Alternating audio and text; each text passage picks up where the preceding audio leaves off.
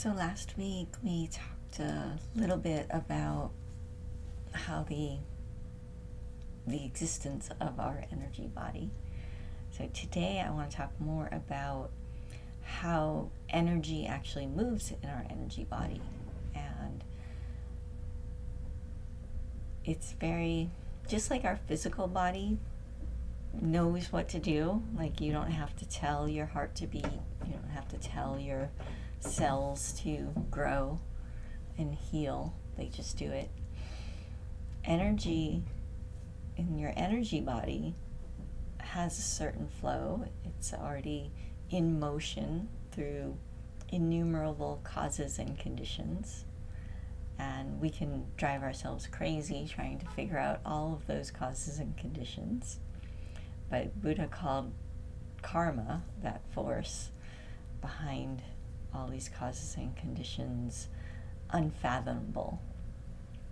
And so if you find yourself trying to figure out, why is this happening, just, reel yourself back in and be like, wait a minute, there's innumerable causes and conditions. Instead, let me just look and observe what's happening right now and how is it working. So we can do that with our energy body. We can begin to observe the movement that's happening and how it's working.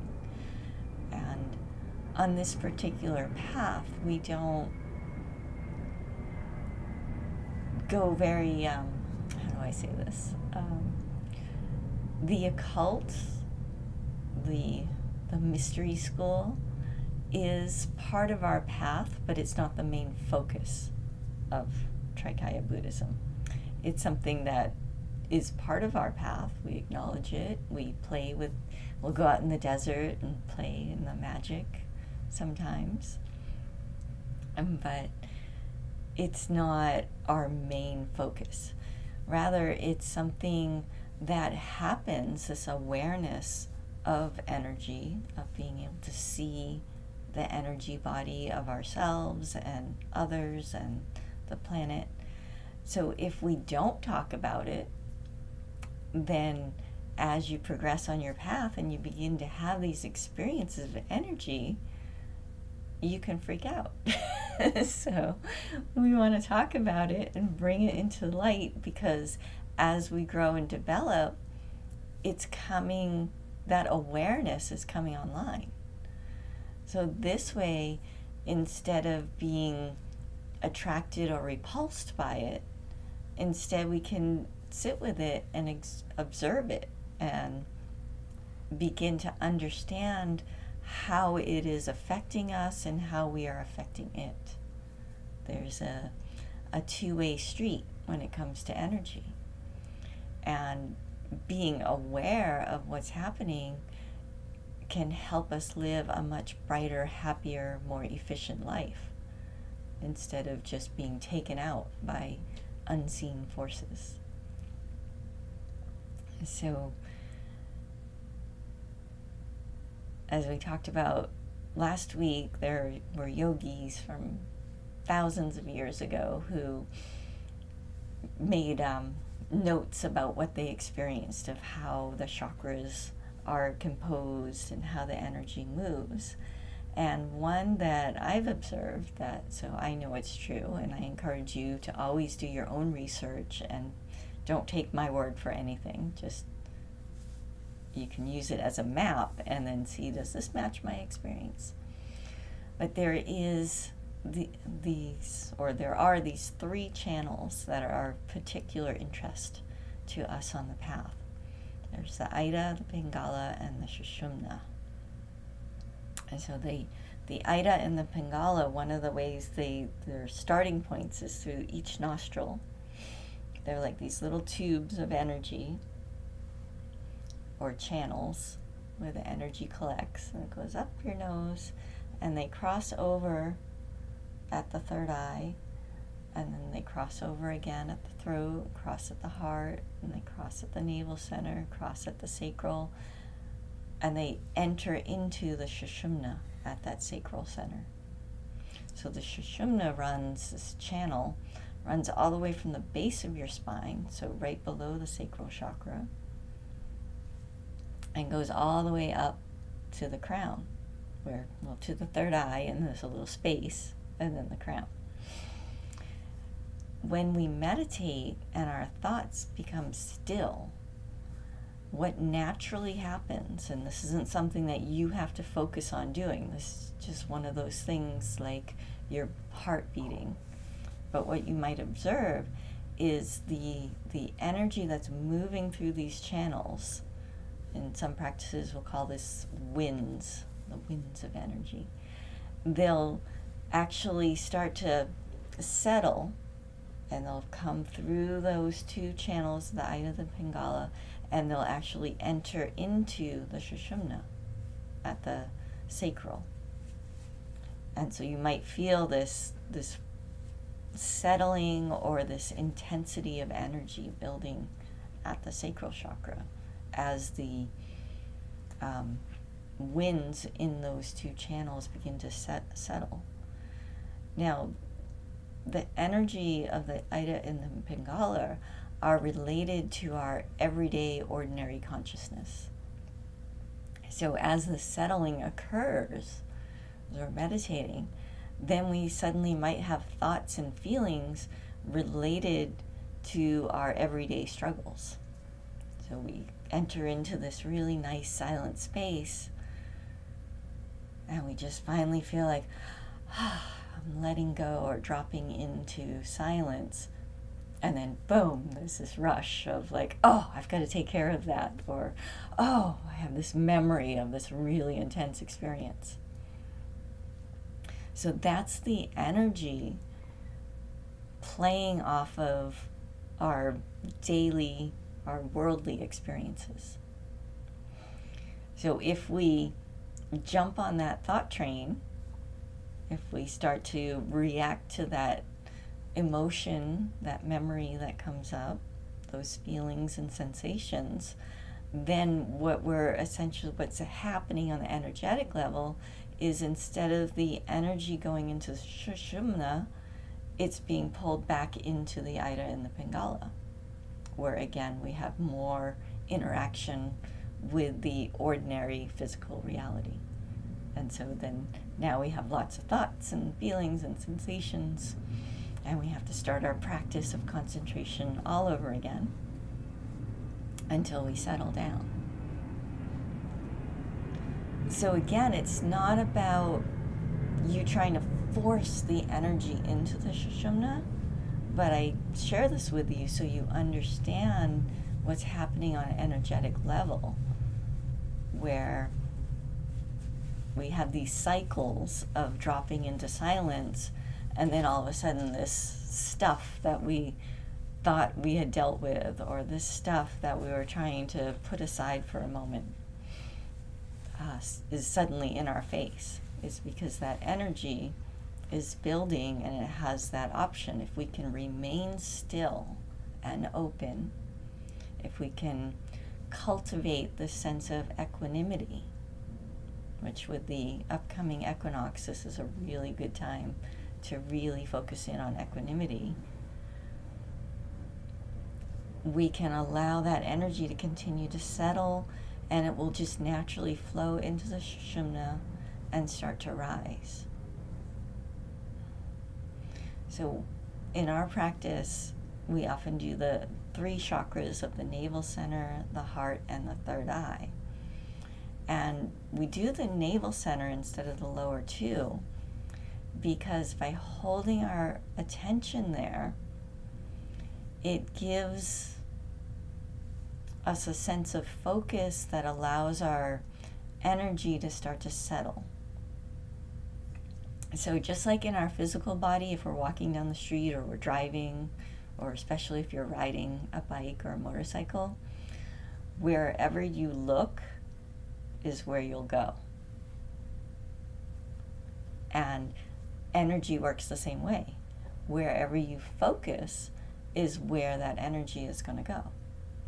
So if we rest our focus on the navel center, then the energy, and it has an anchor point, it has a place where it will go. And this is, where it gets a little tricky, because, we like to be in control. So we can start to think that, I'm just going to control my energy. And yes and no. We can influence our energy. We can't force it. And this is a place where I see, especially a lot of advanced practitioners really struggle, because they learn to observe energy, they learn to focus, and in that focusing, we influence the energy and it starts to flow in a certain way. The same way as if we're walking down the street or we're riding a bike and we look at something, we will tend to go there. But things happen, somebody might randomly run out in front of us and we'll just automatically turn. Energy is the same way. If there's an obstruction, it will automatically move, and we might not consciously see that blockage or that obstruction. But if we continue to maintain our focus, then we'll continue to move in that direction, both bodily and energetically. So the navel center, we focus there because my teacher put it as, it's a really good place to learn how to swim. So the quality of energy is different in each chakra. So in the navel center, it's about power in the sense of organization, in the sense of ordering your life, of bringing a sense of presence to it.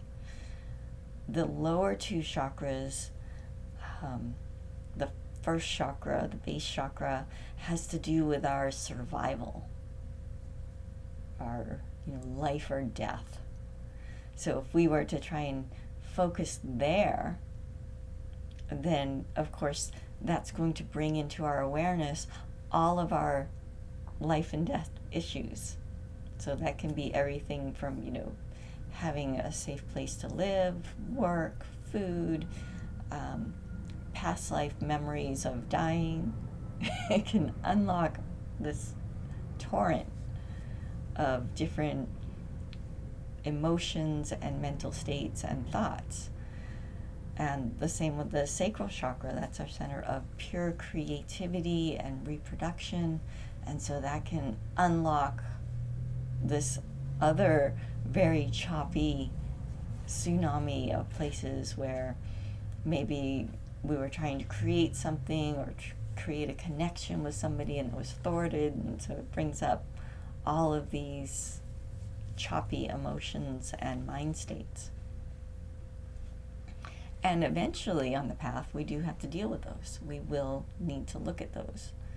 But if we're just starting, we start on the navel center because, again, that's about organizing our life. It's about making our world more efficient, figuring out how to direct our attention in a way that is supportive. And that is all unlocked by focusing on the navel center. And when we do that, it picks up the energy, the power that's flowing through from the lower two. So we might get certain strands of survival issues, of sexual issues, but it won't be the full force all at once. It will be in a different container, if you will.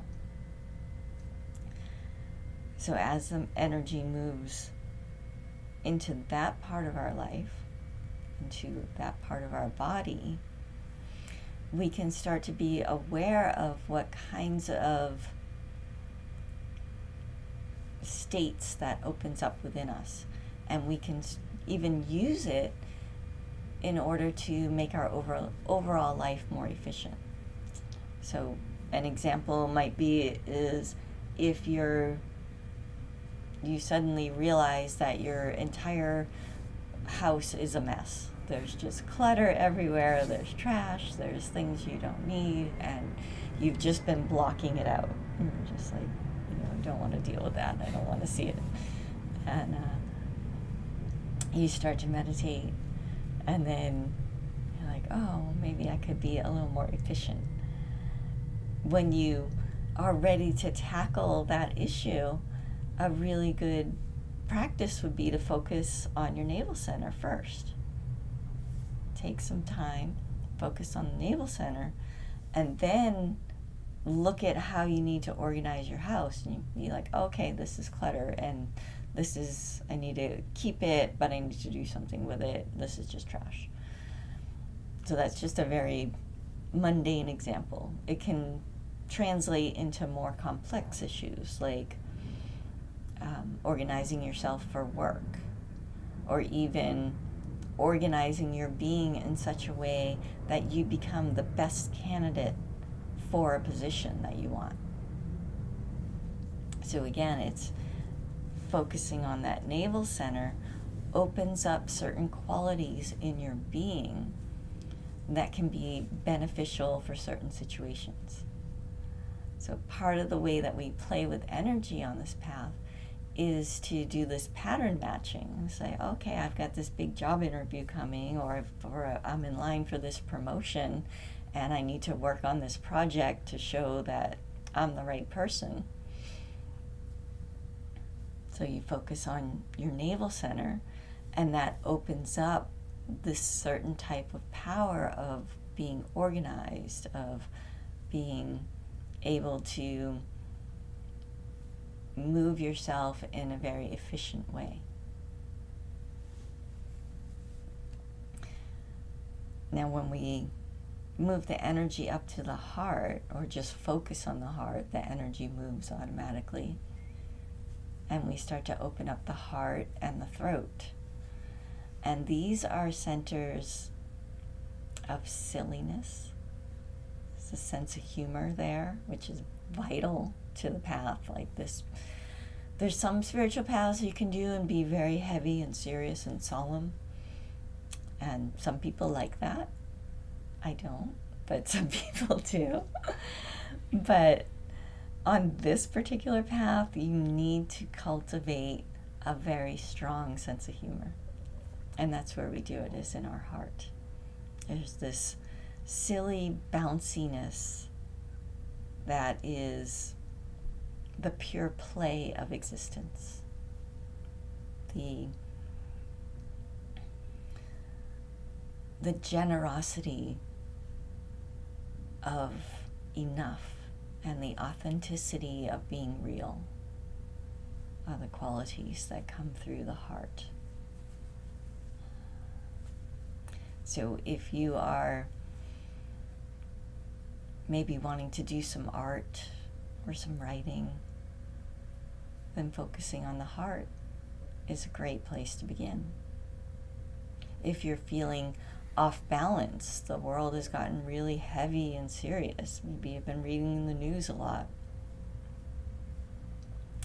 and you just feel like everything is crashing down around you. You focus on the heart, and that brings forth that sense of play and that sense of humor and just that pure, unreasonable joy. That sense of balance that knows no matter what is happening, it's okay. It's part of the play. It's part of the Leela of existence. And even when we get caught up in the tornado and we're spinning around and around and around, if we focus on the heart, we don't stop the tornado, but we enter into the center of it. And from there we can see what needs to be done, and we're able to let go of those attachments that keep whipping us around. And then we focus on the third eye, and again the energy rises to that point. And this is our place of seeing. It's from this eye, in the center of our forehead, that we see energy. Sometimes when we're just doing a gazing exercise where you're not staring with your eyes all wide open, just very softly, and you're just gazing, you can actually start to see the glow of different objects. You can see the glow of your own body, because you're made of light as well. You start to see the glow of other people. And this center of seeing is what allows us to enter into dimensions of innovation, of becoming aware of different options. So this is a really great place to focus if you are struggling with an issue and you just feel like you're banging your head against the wall. You're like, why do I keep running into the same problem over and over again? Or you just feel like you're staring at this giant mountain and you're like, I got to do something with this and I don't know what. This center in the third eye, in between your eyebrows and just a little bit above, allows you to see past the physical, past the fixation, and into potentiality. Now, some people really love the third eye. There's a lot of people in the New Age movement that really love the third eye, because it is a place of pure potentiality. Anything's possible. Just be positive. Just think positive. All work out. And it's true. It will. But you can become very ungrounded. You can become delusional, where you start to live in just your head and you forget the whole rest of your body.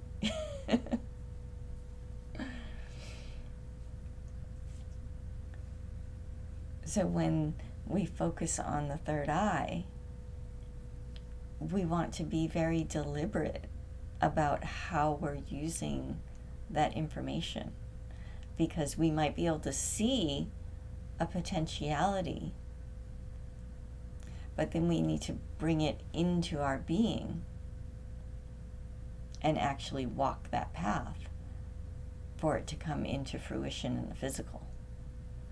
And some people forget that step.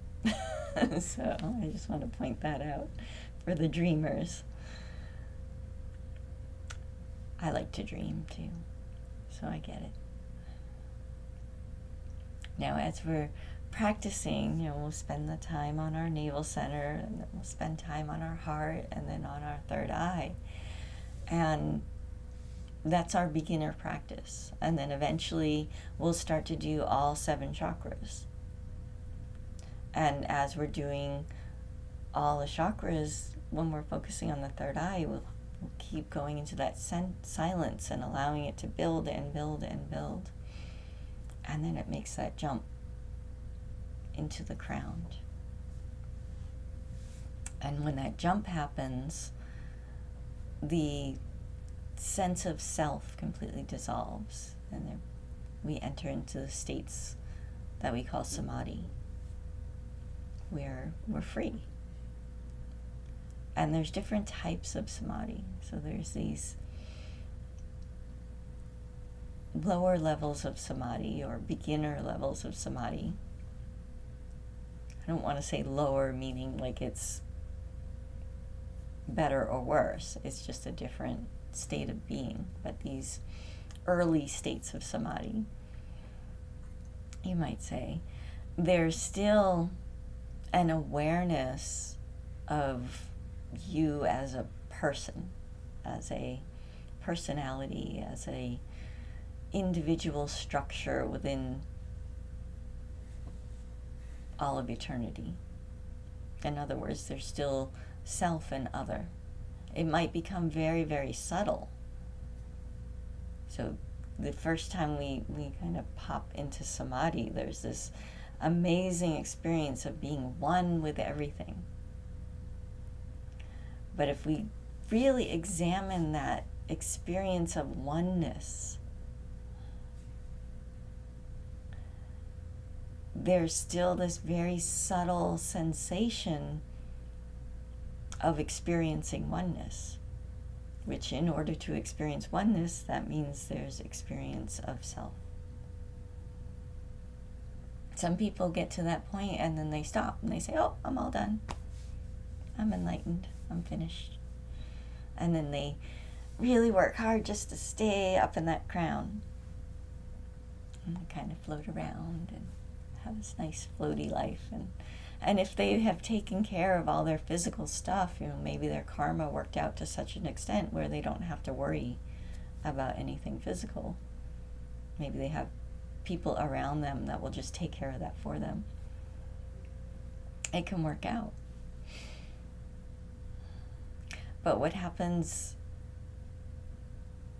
in most cases is the energy isn't maintained and it comes back down, sometimes crashing down, and then that sense of oneness is gone, and then there's the heaviness of that, because now we were in this state of expansion and then now we're in a state of contraction, and it can feel very disturbing.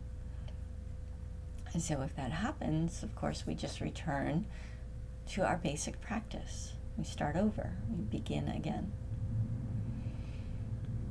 When we continue practicing, this different type of samadhi happens. I call it nirvikalpa samadhi, where, again, the movement of the energies is the same. It enters into the center channel, moves up the sushumna, makes the jump to the crown.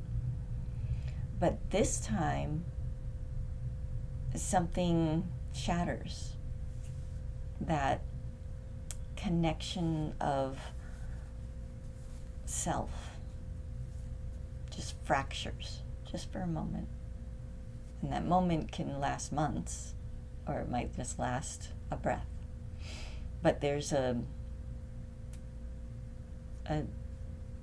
shift that happens that is irreversible, even when the energy settles back into the body and you're back as this person. There might be a memory of not being a person that goes beyond that sense of oneness of the other samadhi. And again, the game then becomes one of trying to have the samadhi out of the body. So we meditate for the purpose of raising the energy and jumping out of the body. And eventually, if we continue our practice of mindfulness and contemplation, we start to recognize that, oh, there's an attachment there. There's an attachment to enlightenment itself. This attachment to bliss, this attachment to peace, where we keep trying to escape, essentially. So we might keep having these samadhis outside of the body. Now, if we keep practicing, if we keep being honest and looking at that attachment and the suffering it causes when the energy falls back into ordinary consciousness, then the light of that awareness starts to burn through that very attachment itself. And when that attachment finally burns away, whether or not enlightenment occurs doesn't matter. Whether or not the energy moves to the crown doesn't matter. We still do our practice. It's not that nothing matters. That's again a different type of, that's the same attachment, it's just flipped upside down, which I see happen to people. They get so fed up with the chasing of enlightenment that they're like, well, and they've had awakening experiences where now it's like, well, nothing matters. It's all just light, and so nothing matters, so I'm just gonna, plod along with my life. And there's kind of this holding back that creates this very subtle type of suffering. Outwardly they might be very happy, might be able to feel some peace, but it's almost like the peace of resignation, of like, oh, well, this is just how it is. And that's still an attachment. There's still an attachment there. So I want to encourage you, if you're in that space, to keep looking, to keep examining that, to keep being willing to sit with that awareness. Because if you can do that, if you can continue to sit with it and continue to practice, again, we go back to the beginning, we start over, we begin again with our basic meditation, basic contemplation, basic mindfulness. We concentrate, do our morning and evening meditation, pay attention throughout the day to all the different waves of experience that we ride. What happens eventually is the energy rises to the crown, but then that samadhi that we're having out of the body actually moves down into the body. And the samadhi experience becomes grounded in our physical being. So instead of this sense of going and then coming back and then going and coming back, the sense of coming and going completely ceases. And for me, it was just a switch, just boom, just happened out of the blue. I climbed a rock and then stood up and was like, oh. There's samadhi in the body. And it's always been here, just like it's in you. It's not separate. And then it becomes this new exploration of interacting with ordinary life, but from this other awareness where the energy moves through the body the same way it did, but there's a greater awareness of all that's happening.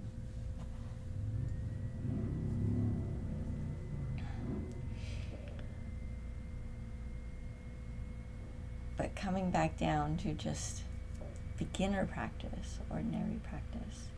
There is, I can't remember the name of the author, but there is a book where it's described as the four joys, this embodiment of enlightenment.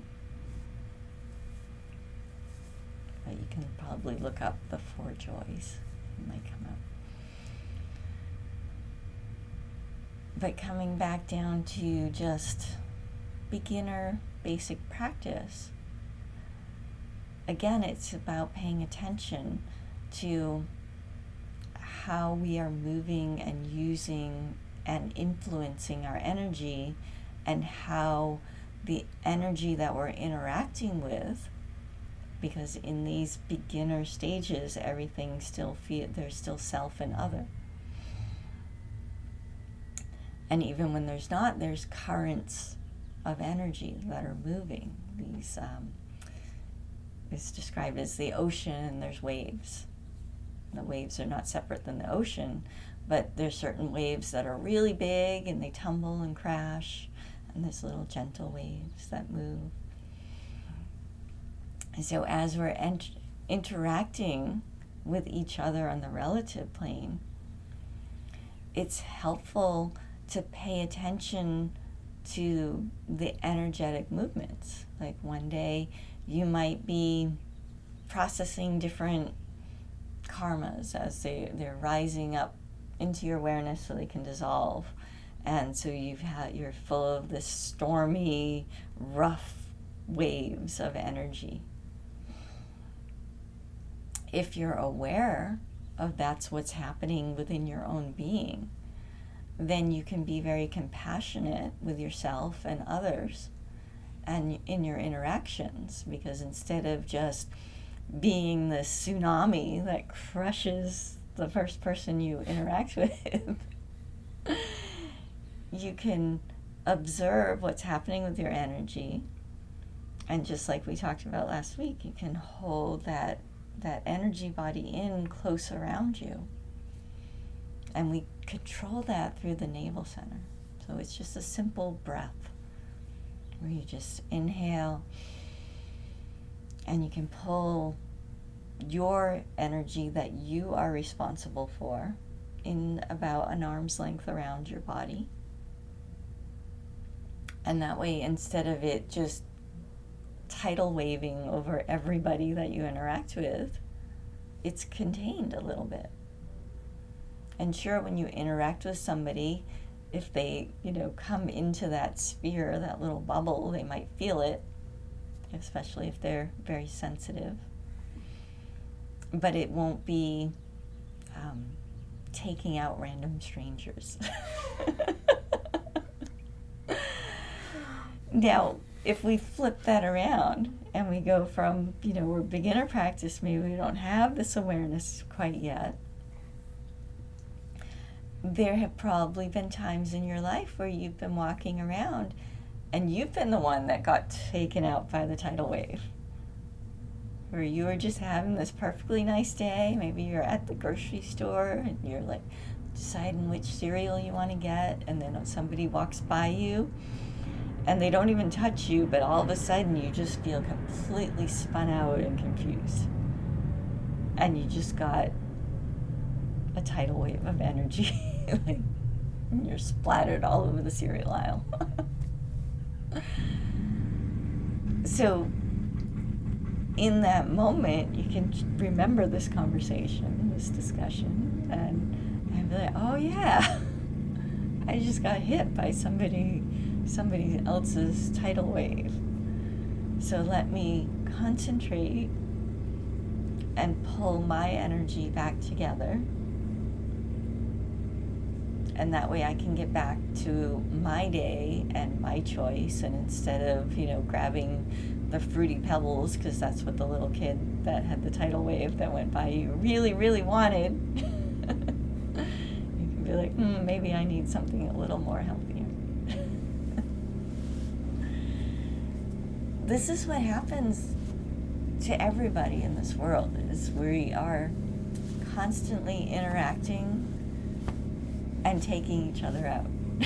And I think that is why there's so much strife and confusion in this world. That's one theory.